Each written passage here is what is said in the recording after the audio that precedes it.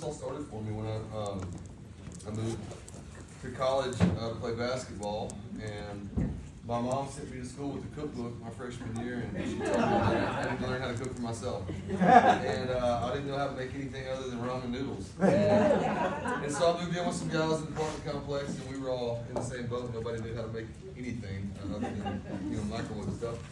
And I was flipping through the channels one day getting ready for class. I think this was like '97, and I'd never seen a cooking show before, and somehow the Food Network was just taking off on TV around that time. And I remember watching one of these cooking shows, and I told myself, I was just mesmerized by it. I was like, I'm going to go out this weekend and buy all these ingredients and try to cook this meal for my friends. And so I went out, got all the stuff, and there was something therapeutic about making this dinner, and I just kind of got lost in it. And I love the process of just the whole thing, from buying the ingredients to cutting everything up and making it, and then sitting down and sharing it with my friends and getting their feedback. And so that kind of became our thing. We would get together on the weekends and cook and stuff like that. And so I was getting ready for our season to start, and the day before our first game, I tore all the ligaments in my ankle in practice, and I had to sit out my first year of college. I didn't travel with the team a lot, and so I had a lot of free time on my hands. And I ended up sitting on the edge of my bed and teaching myself how to play my roommate's acoustic. I had a poster on my wall. I would sit there and teach myself how to play the guitar chords, and then the next semester I took a creative writing class, started writing poetry, and kind of fell in love with writing. And for me, recipe for a meal was a lot like writing a song. I loved the process of finding a chord progression and a melody and a lyric, and then crafting this song together and sharing it with people. And I grew up in church as a kid, and I've always just loved the stories of Jesus sitting around the table and teaching lessons and breaking bread with people from all walks of life. And so that was really the idea behind this. How do we do something that's a little different than the normal meet and greet? But get everybody, from all walks of life together to sit at the table and kind of break bread and share a meal, maybe share your stories, make some new friends, but just slow down before a concert.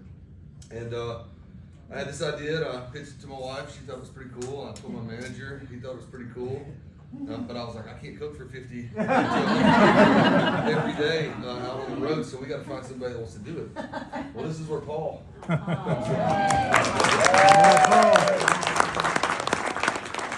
Paul's a thief, though. He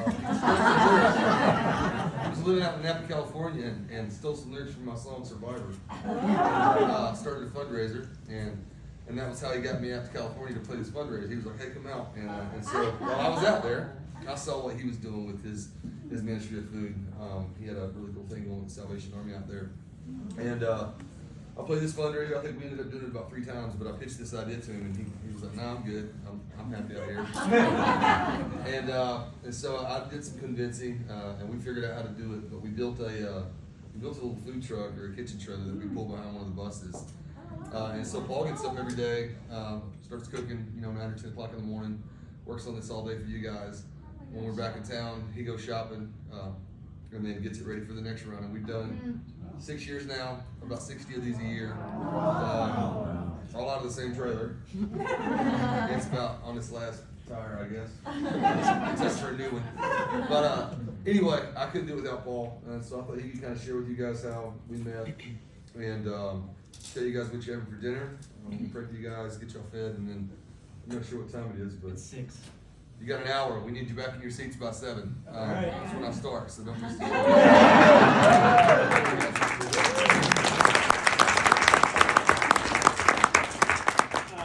Well, first, I apologize for this room.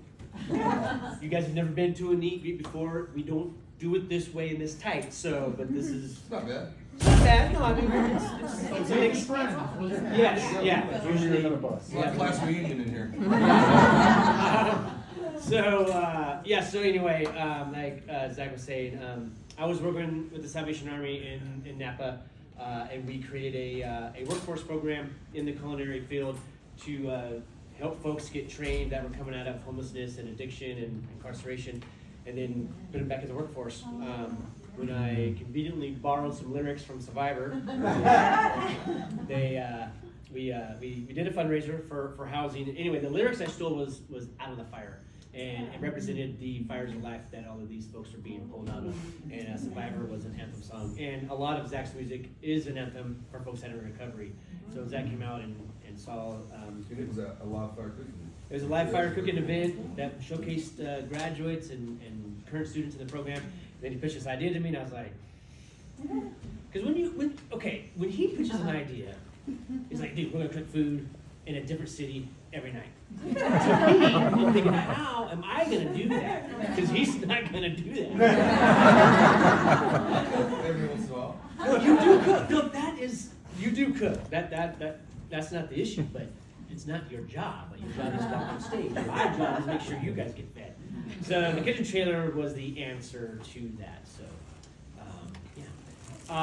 Okay, so the food is out there because I couldn't put it in here. So this is gonna be like, I think this is the first or second time ever that I'm gonna have to dismiss tables.